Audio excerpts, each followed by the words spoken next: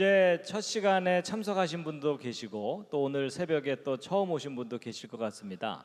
어제 참석하지 못하고 오늘 새벽에 오신 분 계십니까?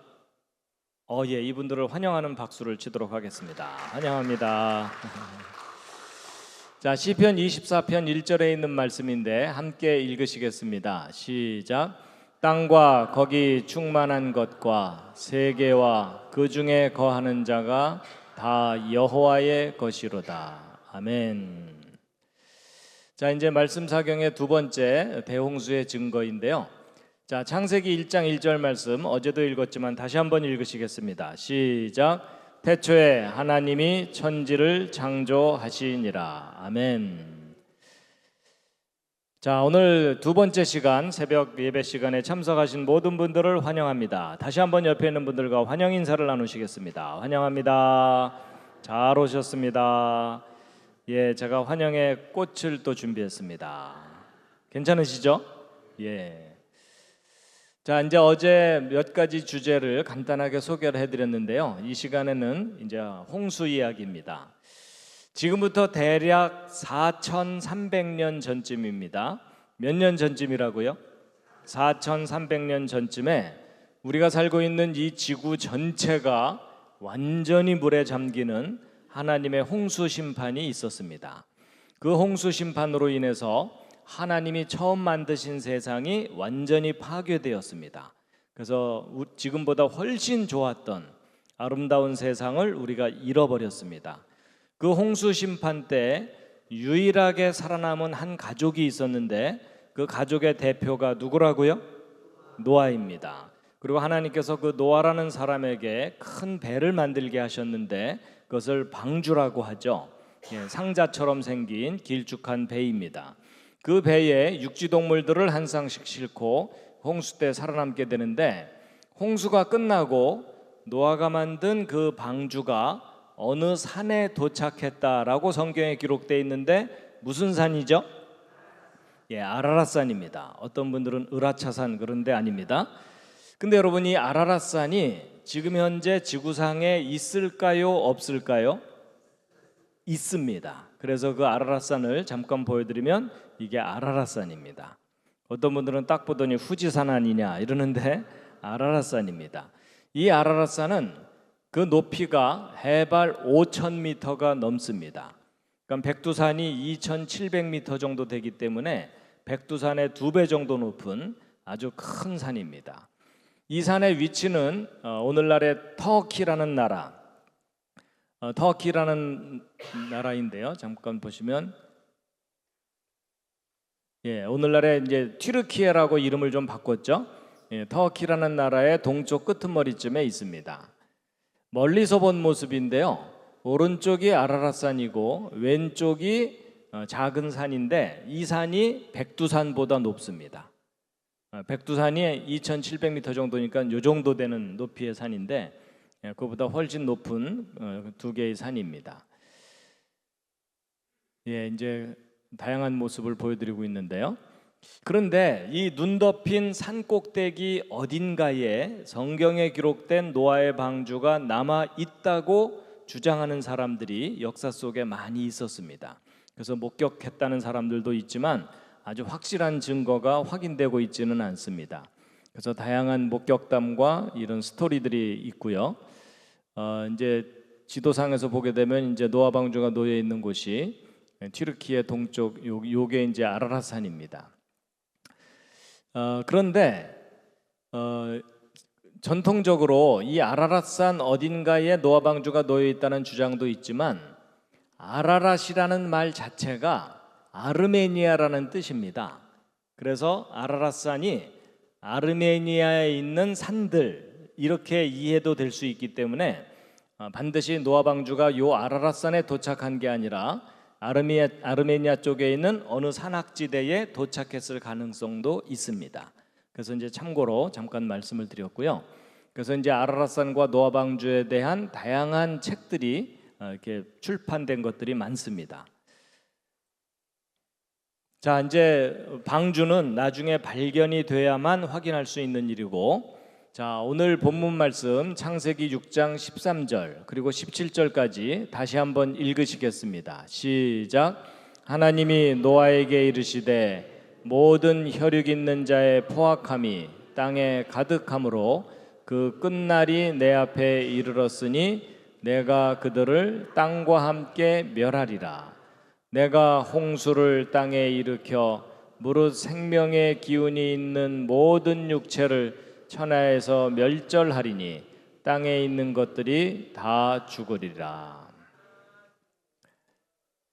여러분, 성경에 기록된 하나님의 홍수 심판은 전 지구적인 홍수입니다. 지구 전체를 덮은 홍수인데, 그러한 사실을 믿지 못하는 사람들은 성경에 기록된 대홍수는 아마도 중동 지방에 있었던 비교적 큰 지역적인 홍수일 거다라고 주장하는 사람들이 있는데, 성경 기록을 확인해 보면 분명히 지구 전체를 덮은 홍수일 수밖에 없습니다.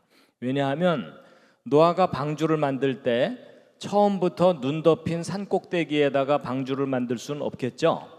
그러면 나무가 많은 중간 어디선가 배를 만들었을 텐데, 만약에 이런 지역적인 홍수였다면 홍수 끝나고 물이 빠질 때 이 방주도 바다 쪽으로 떠내려가야 되겠죠. 근데 성경 기록을 보면 분명히 홍수 끝나고 나서 아라랏 산에 도착했다라고 돼 있는데, 이 아라랏 산, 이 산이든 아르메니아에 있는 산들이든 큰 바다들로부터 수백 킬로미터 떨어진 내륙 높은 산악지대입니다. 그러니까 이런 지역적인 홍수 때문에 배가 산 꼭대기로 올라갈 수는 없겠죠. 그러니까 분명히 지구 전체를 덮었던 홍수 때 방주가 덩그러니 떠 있다가 물이 빠지면서 이 배가 산 위에 걸리는 수밖에는 없습니다. 그렇죠? 그래서 성경은 안 믿어져서 문제지 지구 전체를 덮은 전지구적인 홍수였다라는 것입니다. 그리고 성경 기록을 보아도 땅에 있는 것들이 다 죽으리라 이렇게 되어 있습니다. 만약에 지역적인 홍수였다면 저 다 죽었다는 말이 거짓말이 되겠죠. 그래서 성경에 기록된 대홍수는 지구 전체를 덮은 홍수입니다. 자, 뉴욕 장로교회 성도님들의 창세기 상식 수준을 점검해 보도록 하겠습니다. 퀴즈를 드리겠습니다. 성경에 기록된 노아의 홍수 사건은 며칠 동안 있었던 홍수일까요? 옆에 있는 분과 상의해 보시기 바랍니다. 별로 도움은 안 되겠지만 상의 한번 해주세요. 자, 대홍수는 며칠 동안 있었던 홍수라고요? 보통 40일이 많이 기억나시죠? 아주 틀린 대답은 아닌데 틀렸습니다. 여러분, 대홍수 사건을 정리를 해보면 맨 처음에 비가 내린 거가 40일입니다. 보통 요걸 많이 기억하거든요. 그렇지만 저건 비가 내린 것만 40일이고 지구 전체가 물에 잠겨 있던 기간이 150일입니다. 성경에 써 있습니다. 물이 땅에 150일을 창일하였다 이렇게 돼 있습니다. 그러니까 5달 동안 지구 전체가 물에 덮여 있었던 겁니다. 그리고 또 그 물이 빠지는데 또 5달이 걸립니다. 그리고 땅이 마르고 굳는데 2달 정도 걸려가지고 비가 내리기 시작해서부터 노아가 방주에서 나올 때까지 홍수 전체 기간이 364일입니다. 하루 모자라는 1년이에요. 여러분이 대홍수 사건이 1년 동안 있었던 홍수라는 것을 정확하게 아는 기독교인이 전 세계 기독교인 중에 1%도 안 돼요. 근데 여러분이 오늘 새벽에 그 1% 클럽에 가입하신 겁니다. 지금 새벽에 나와서 졸다가 얼떨결에 가입이 됐어요. 서로 축하해 주시기 바랍니다.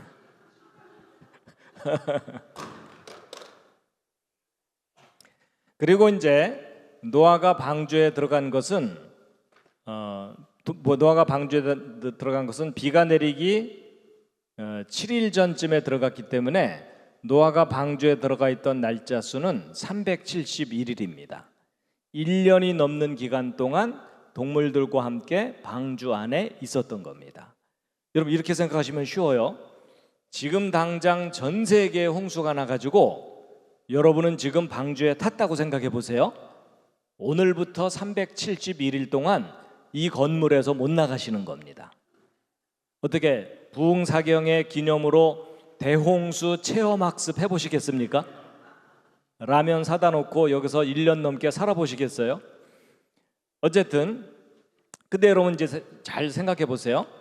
적어도 5달 동안 지구 전체가 완전히 물에 잠겨 있게 되면 어떤 상황이 벌어질지 상상을 한번 해보시면, 여러분 지구는 완전히 물로 덮여 있거든요.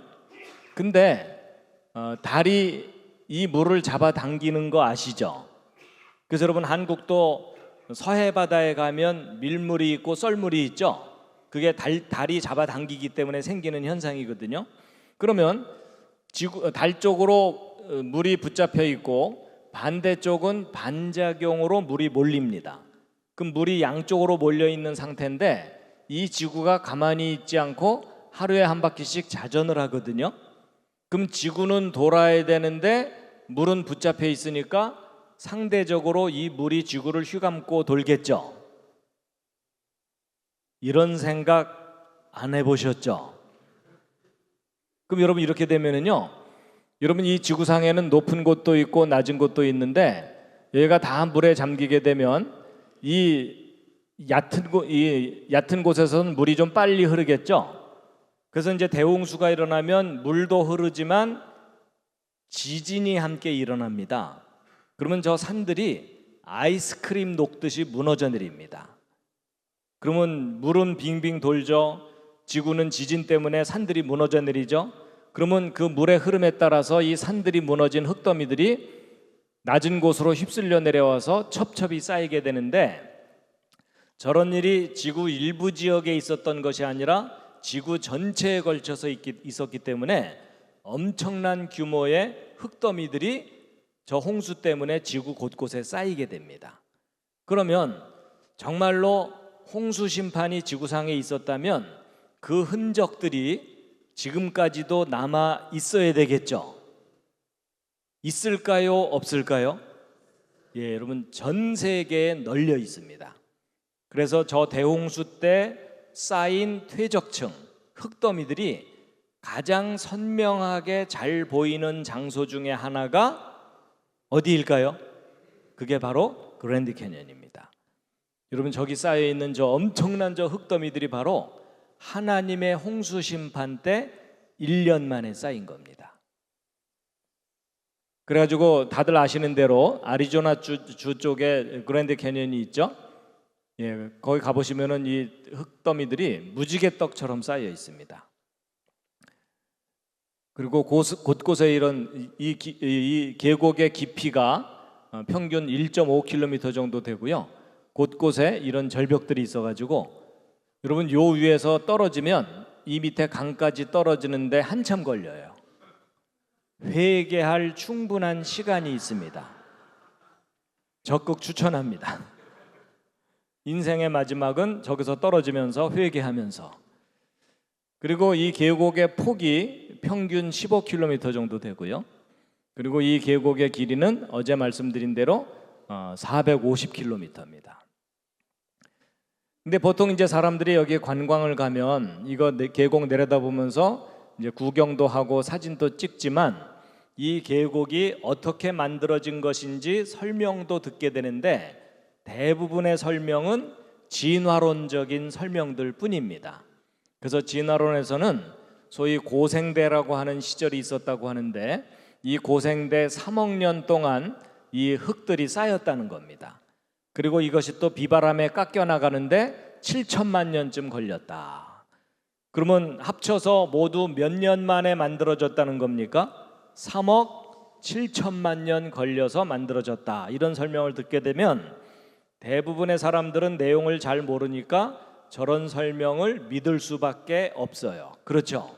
그래서 이제 저기 이제 관광을 가보시면은요, 기독교인이건 아니건 목사님이건 성도들이건 상관없이 그 밑에 계곡 내려다보면서 장구한 세월 이러거든요.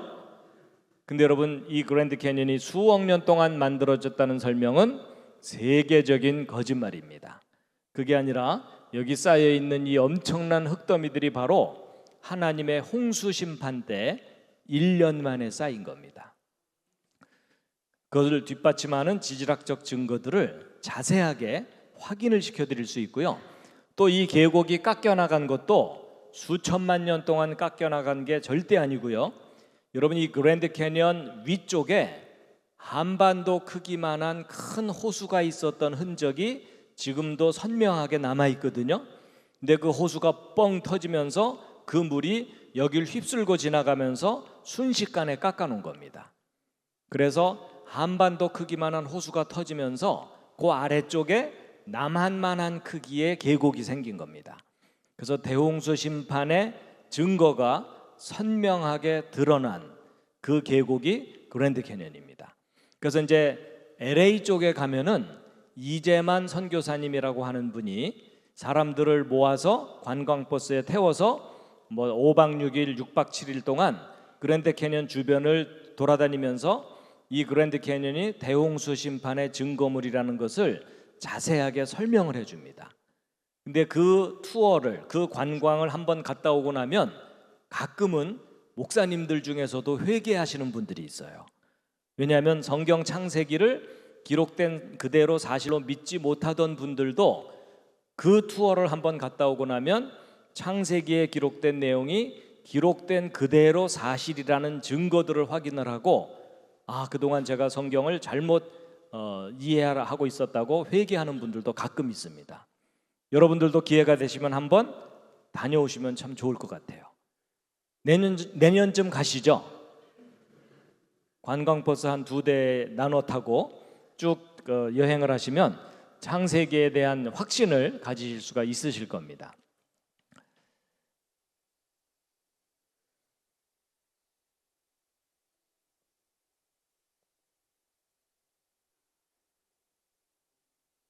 멋있죠? 예. 이제 설명을 다 듣고 나서도 믿지 않는 분들은 여기 떨어뜨리는 겁니다.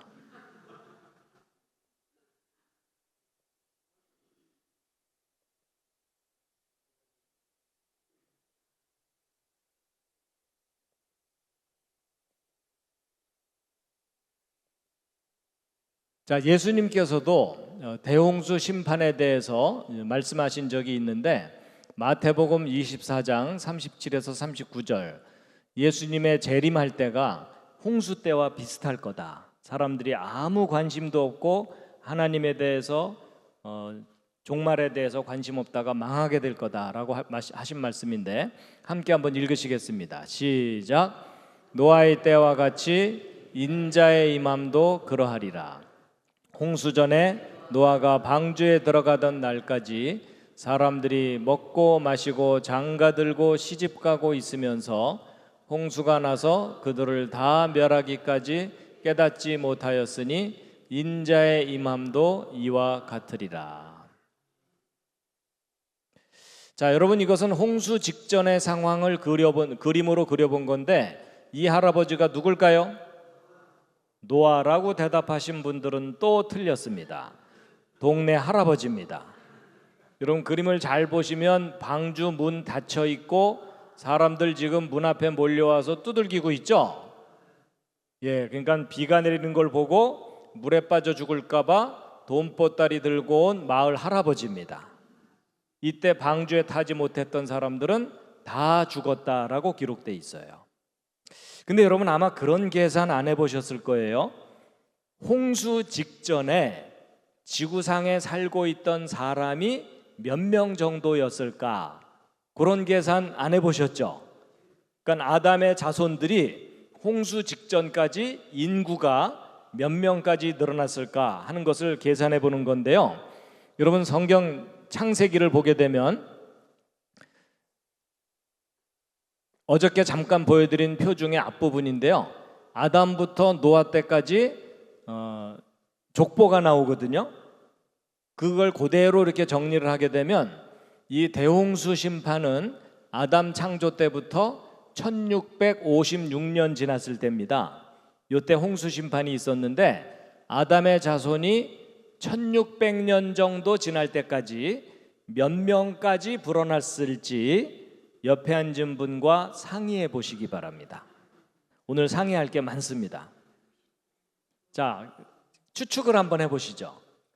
홍수 때 물에 빠져 죽은 사람이 몇 명 정도였을까? 자, 의견이 있으면 말해보시죠. 몇 명? 60에서 80억. 오, 좀 너무 많다는 생각도 드시죠? 그렇죠? 자, 그래도 가장 합리적으로 생각해 보면 몇 명 정도일 것 같습니까? 100만 명? 1000만 명? 여러분, 무리하지 않고 계산해도요, 계산을 해보면 최소 10억에서 100억 이상 될 수도 있어요. 그러니까 지금 말씀하신 저 숫자가요, 거의 맞는 말입니다. 그래가지고 여러분, 지금 현재 세계 인구는 80억이 넘었거든요. 예, 2024년, 그러니까 이거 지금 제 숫자가 잘못됐네요. 작년 6월 달에 80억이 넘었어요. 예.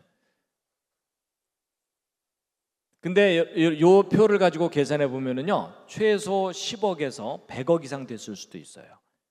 그러니까 오늘날 세계 인구와 비슷할 가능성이 있어요. 그럼 여러분, 이렇게 생각하시면 쉬워요. 지금 당장 전 세계 홍수가 나서 80억 인구가 다 죽는 거예요. 요 앞에 앉은 8명만 빼고 그 뒤로는 다 돌아가신 겁니다. 자, 뒤에 있는 분들한테 마지막 인사하세요. 근데 여러분, 10억 이상 될 수도 있다는 말이 잘 안 믿어지시죠? 설마 그렇게 인구가 빨리 늘어날 수 있을까? 그래가지고 제가 계산을 좀 했어요. 어느 날 너무 심심해가지고 계산을 좀 해봤는데, 여러분, 지금 현재 세계 인구는 50년 정도 만에 2배로 늘어납니다. 저게 이제 약간 차이는 있지만, 그러면 맨 처음에 아담과 하와 두 사람만 있었겠죠? 그럼 50년 후에 4명, 100년 후에 8명, 2배씩 계속 이렇게 늘어나겠죠? 그렇게 본다면 대홍수는 창조 후 1656년이라고 했죠? 그러면 1650년 지나면 170억으로 늘어납니다. 여러분, 인구 증가는요, 우리 머릿속으로 계산되는 게 아니고요, 이렇게 직접 해봐야 알아요. 그러니까 여러분, 제가 100억이 넘을 수 있다는 말이 과장된 말이 아닙니다. 근데 어쨌거나 1억이었던 100억이었던 다 죽고 8명 살아남은 겁니다. 그러니까 여러분이 성경에 기록된 대홍수 심판은 천지 창조 이후 주님 재림하실 때까지 인간 역사 중에 가장 큰 사건이었어요. 근데 문제는 학교 역사 시간에 이렇게 중요한 사건을 가르쳐요, 안 가르쳐요? 예, 한 줄도 가르치지 않는 겁니다. 그러면 둘 중에 하나겠죠? 성경이 거짓말이든지 아니면 세상이 진리를 가르치지 않고 있든지.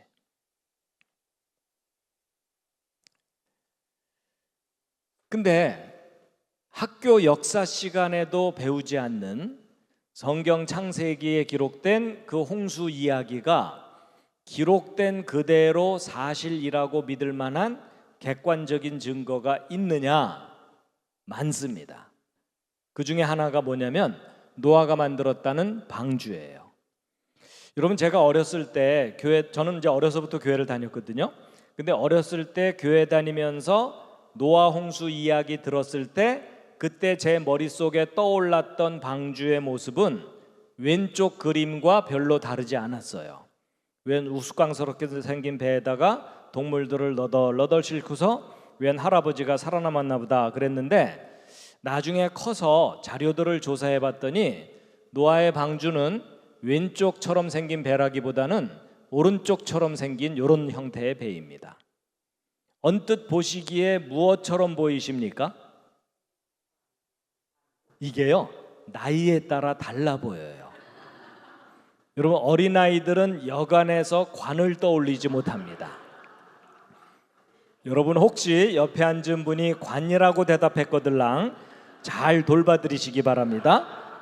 오늘 점심 때 맛있는 것 좀 사드리면서 그래도 인생은 살만한 거라고 격려를 좀 해주시기 바랍니다.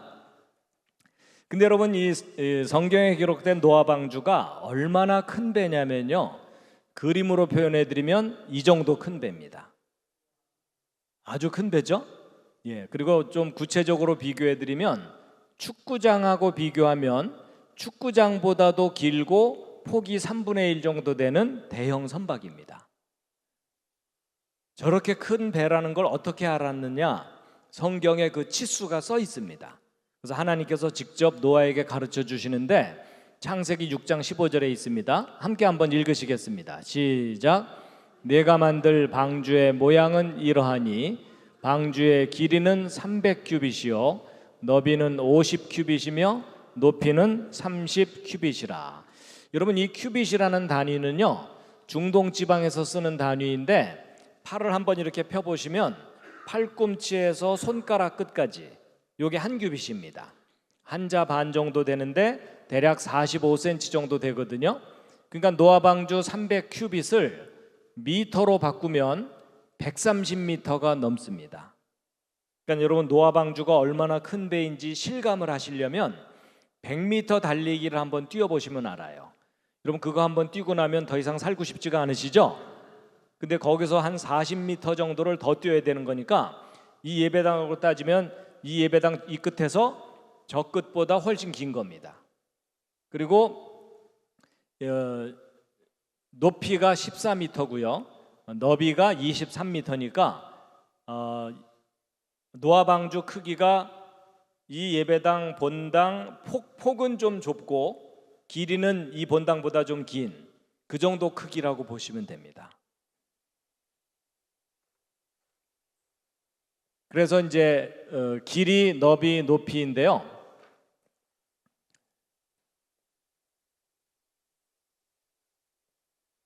그런데 여러분 노아 방주가요 대홍수 때 적어도 10m 이상의 파도를 견뎌야 되거든요. 그러면 파도가 없을 땐 배가 그냥 떠 있지만 파도가 심하면 이 배가 뒤집어져 버릴 수도 있겠죠. 그럼 이 노아의 방주가 파도에 뒤집어지지 않고 안전하려면 가장 중요한 게 뭔지를 알아야 되는데, 그게 뭐냐면 배의 설계 비율입니다. 그래서 이 길이와 너비와 높이의 비율이 어떤 특별한 비율일 때 파도에 가장 안전하거든요.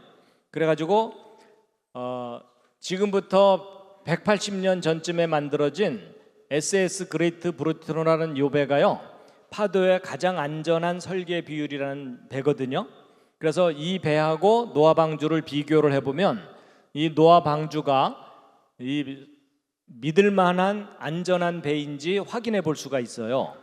그래가지고 그레이트 브리튼호부터 보실 텐데, 여러분 피트로 된 단위가 좀 보기가 편하니까 이걸 보실 텐데, 여러분 길이가 두 개로 나와 있는 이유가 뭐냐면 큰 것은 배의 전체 길이고 작은 것은 배의 축의 길이입니다. 그걸 감안해 보시면 되는데, 그레이트 브리튼호 길이가 너비의 몇 배이죠?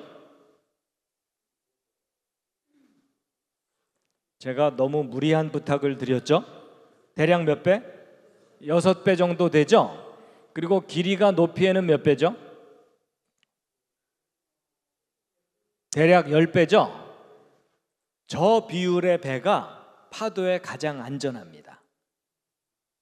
근데 놀랍게도 수천 년 전에, 지금부터 4,300년 전에 만들어졌다는 노아 방주를 최근에 만들어진 배하고 비교를 해보면 길이가 너비의 몇 배죠? 6배입니다. 그리고 길이가 높이에는 몇 배죠? 10배입니다. 놀랍게도 오늘날 만들고 있는 가장 안전한 설계 비율하고 노아 방주의 설계 비율이 똑같습니다.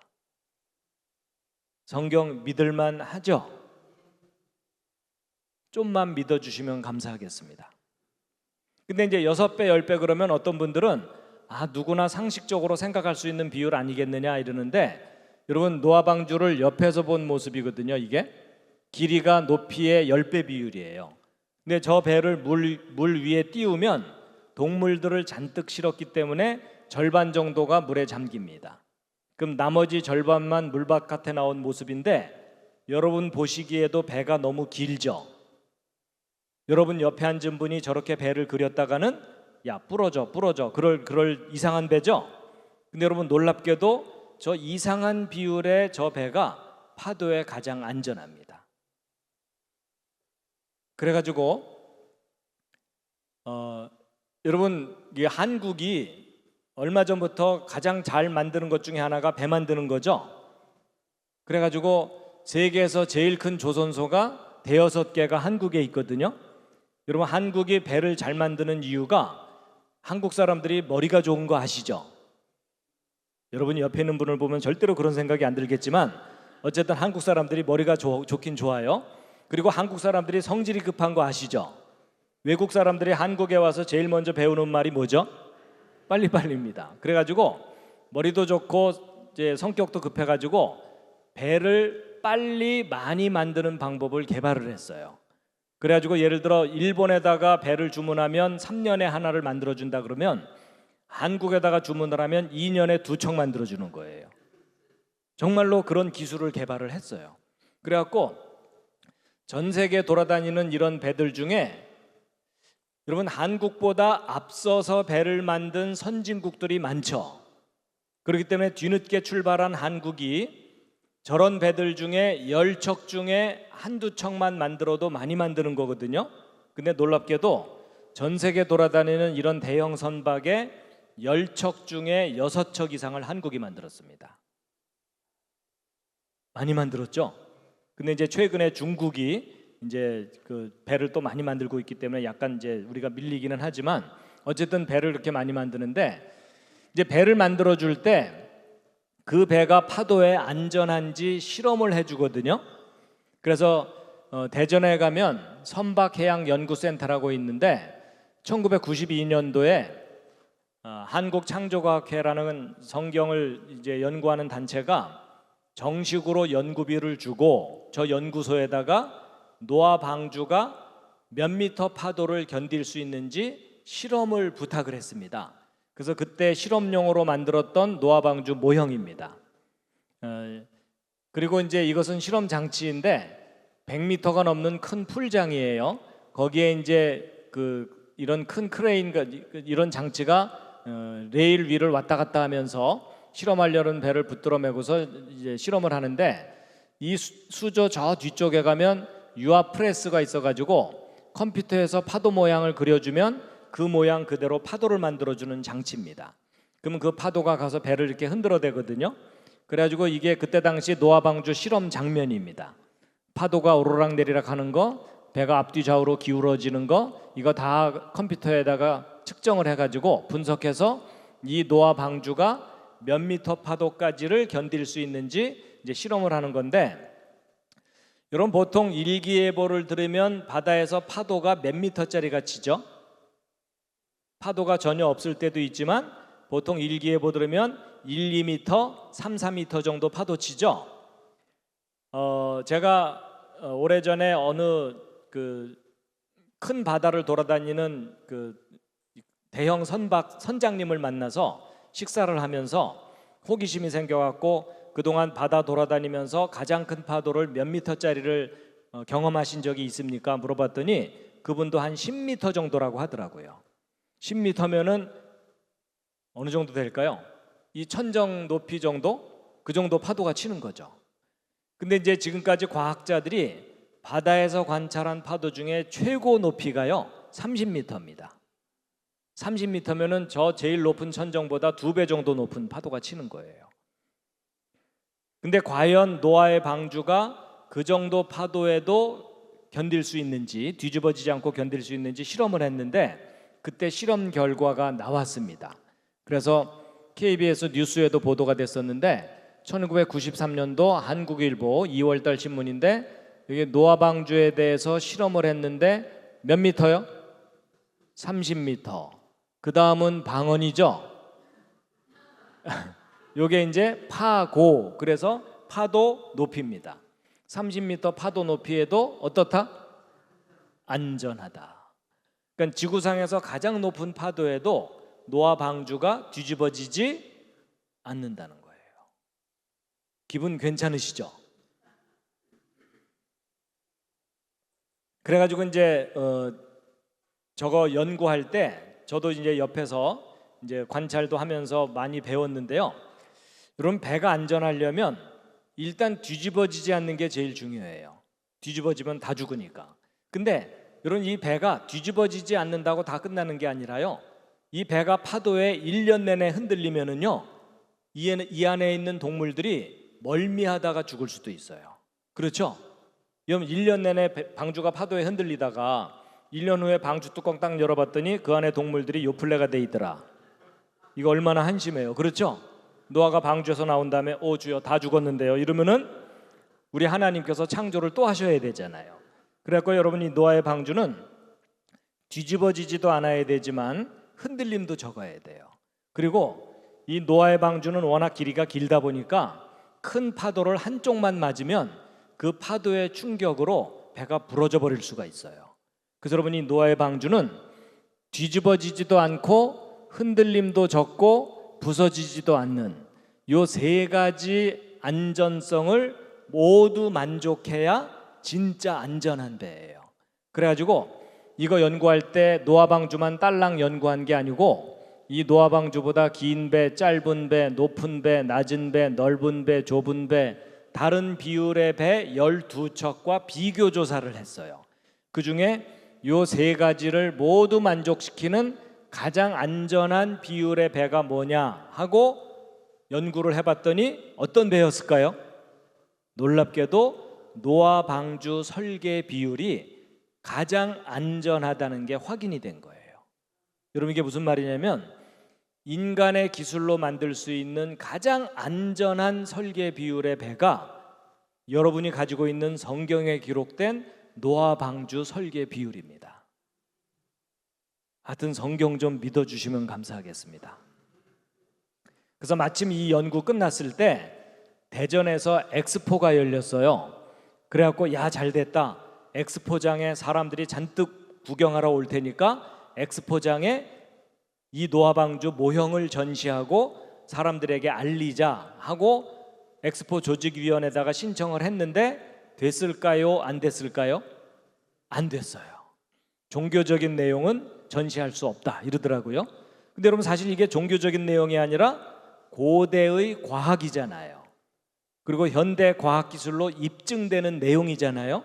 그렇지만 이제 편견이 있기 때문에 허락을 해주지 않더라고요. 그래도 물러설 수는 없잖아요. 그래서 엑스포장 옆에다가 조그마한 전시관을 마련을 했어요. 그래서 창조과학 전시관 이래가지고 전시관을 마련해가지고 실험했던 노아 방주 모형 전시하고 실험 과정과 결과를 비디오로 담아갖고 사람들에게 무료로 관람하도록 개방을 했습니다. 이때 사람들이 아주 많이 관람을 했어요. 엑스포장은 17만 평, 큰 공원입니다. 창조과학 전시관 80평, 80평이니까 요만한 전시관이었어요. 그런데도 그때 사람들이 꽤 많이 왔는데, 이때는 한가할 때 찍은 사진이고요. 저 전시관 80평짜리 전시관을 3년 동안 운영했는데 6만 명이 관람을 했어요. 정말 많이 왔습니다. 근데 이제 그 이후에도 계속 운영하려고 했는데 이제 여러 가지 어려움 때문에 이제 3개월 동안 6만 명이 관람했네요. 3개월 동안. 이제 그 이후에는 이제 대전에 있는 카이스트라는 곳에 옮기기도 했어요. 근데 제가 이제 이런 얘기를 하다 보니까 이런 거 만들면 참 좋겠다 이런 생각을 하게 되는데, 그게 뭐냐면 바이블랜드입니다. 큰 공원에다가 성경과 관련된 모든 것을 전시하는 거예요. 미국에는 그런 곳이 있습니다. 몇 군데 있습니다. 근데 이제 한국에는 좀 제대로 된 곳이 없는데, 그래가지고 큰 공원에다가 이스라엘 지형을 축소해서 만드는 겁니다. 그래서 산보하듯이 이스라엘 성지순례 할 수 있게. 괜찮겠죠? 예. 그래서 이제 사회도 만들고, 그리고 이제 가능하다면 이렇게 큰 홀들을 여러 개를 만들어서 연결을 하는 거예요. 그래서 첫 번째 홀에 딱 들어가면 천지창조 이야기가 조명과 음향으로 쫙 연출이 되는 거예요. 사람들이 딱 들어가면 불이 딱 꺼지면서 빛이 있으라 뭐 이런 거 있잖아요. 그리고 천지창조가 연출이 되고 그 옆방으로 건너가면 에덴 동산 이야기를 스토리를 담아서 연기를 해주고, 그리고 그 옆에는 대홍수 체험할 수 있는 방에 사람들이 들어가면 불이 탁 꺼지면서 뭐 우르릉 꽝 하고 천둥 소리도 들리면서 이런 배가 물에 뜨게 되면은 막 흔들릴 거 아니에요. 그래서 이 전체가 막 기울어지면서 흔들려 갖고 방주에 들어간 것처럼 그렇게 체험할 수 있도록 해주고, 그리고 성경에 재밌는 이야기가 참 많잖아요. 그래갖고 뭐 홍해 갈라지는 이야기, 삼손 이야기, 여리고성 무너지는 이야기, 그리고 다니엘 사자굴 이야기도, 다니엘 사자굴 이야기할 때는 진짜 사자가 옆에 돌아다니게 하는 거예요. 그래서 성경 전체 이야기를 체험으로 느낄 수 있는 그런 전시관을 만들면 참 좋겠죠. 미국에는 그 비슷한 것들이 있습니다. 그리고 홍콩에도 노아 방주를 실제 크기로 만들어서 전시한 곳이 있고요. 특히 이제 미국의 켄터키 주에 가면은 노아 방주를 실물 크기로 이렇게 전시해 놓은 것이 있는데, 가보신 분 계시죠? 가보신 분 계십니까? 전혀 없으시군요. 켄터키 주에 가면은 노아 방주를 실물 크기로 만들어서 전시해 놓고 있어요. 저기는 아주 규모 있게 운영하고 있습니다. 그리고 한국에도 바이블랜드가 생기면 참 좋을 것 같아요.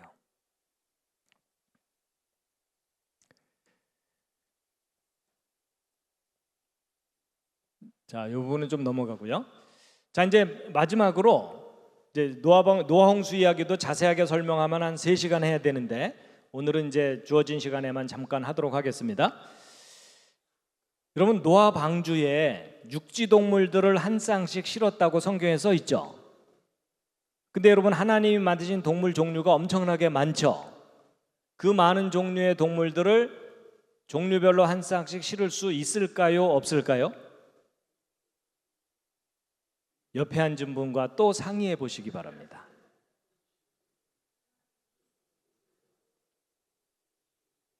그래서 근데 이제 성경을 이제 믿지 못하는 분들 중에는요, 지구상의 동물 종류가 엄청나게 많은데 그 많은 종류의 동물을 어떻게 이 정도의 공간에다가 한 쌍씩 다 실을 수 있겠느냐, 말도 안 된다 이러면서 믿지 못하는 사람들이 있거든요.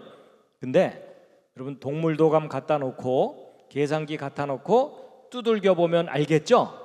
계산해 보면 아는데, 그런 계산은 다 누가 할까요? 할 일 없는 과학자들이 이미 했어요. 그래가지고 이제 결과를 잠깐 좀 소개를 해드리면, 여러분 성경 기록을 보면 종류대로 한 쌍씩 들어갔다고 돼 있죠. 근데 여러분, 종류대로 한 쌍을 잘 이해를 하셔야 됩니다. 예를 들어 개를 예로 들면, 노아 방주에 개를 실을 때 진돗개, 쌔파트, 불독, 치아와, 삽살개, 똥개 다 실은 게 아니고요. 여러분, 전 세계에 있는 모든 종류의 개들은 서로 잡종을 만들 수 있죠. 개하고 고양이는 안 되지만 개들끼리는 잡종이 이루어지죠.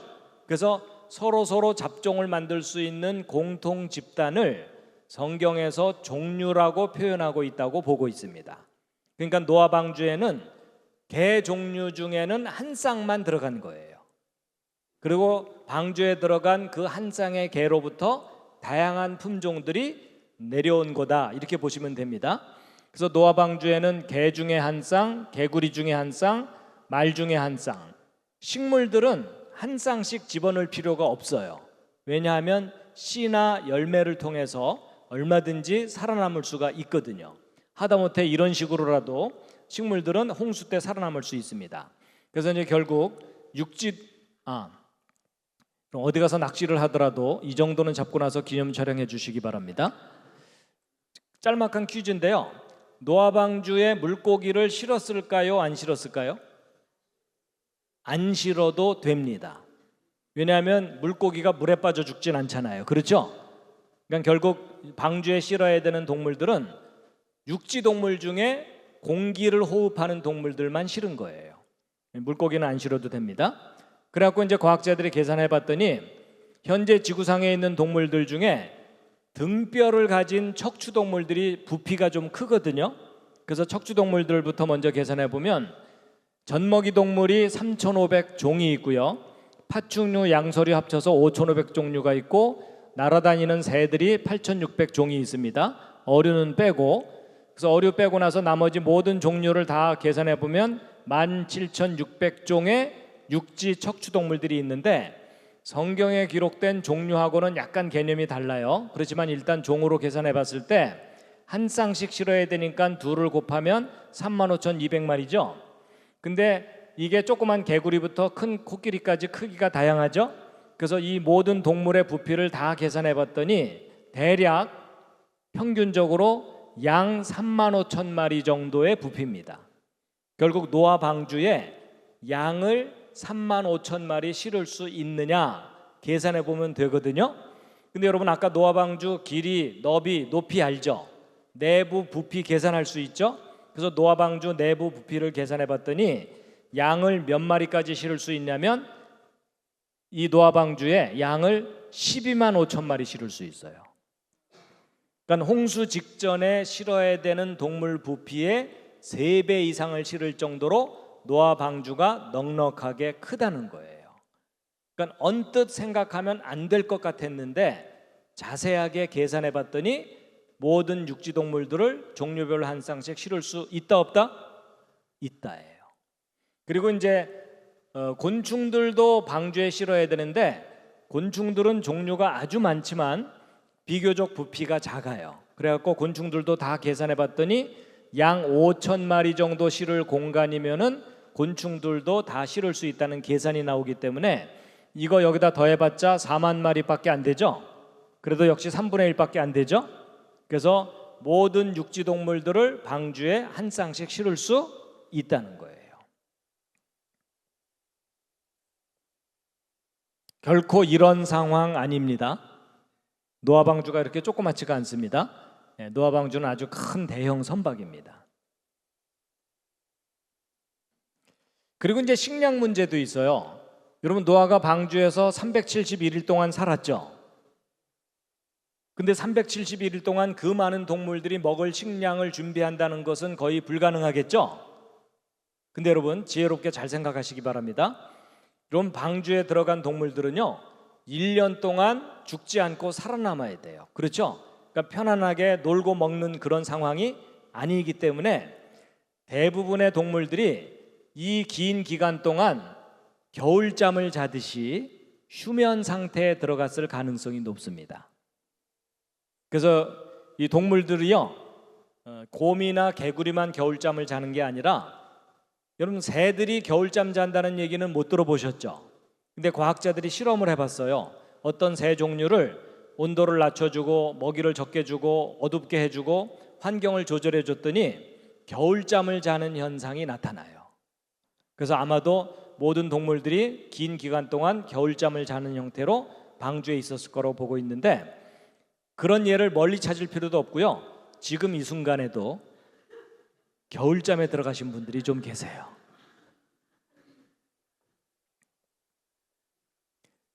자, 방주의 공룡 실은 이야기는 나중에 기회가 되면 좀 말씀드리기로 하고요.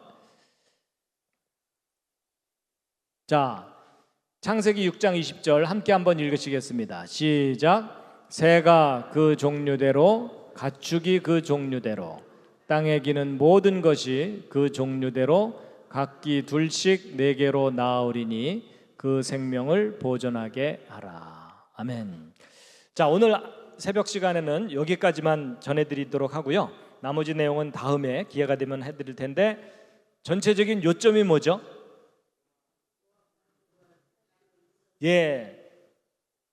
하나님의 홍수 심판이 성경 창세기에 기록된 그대로 사실이었다는 겁니다.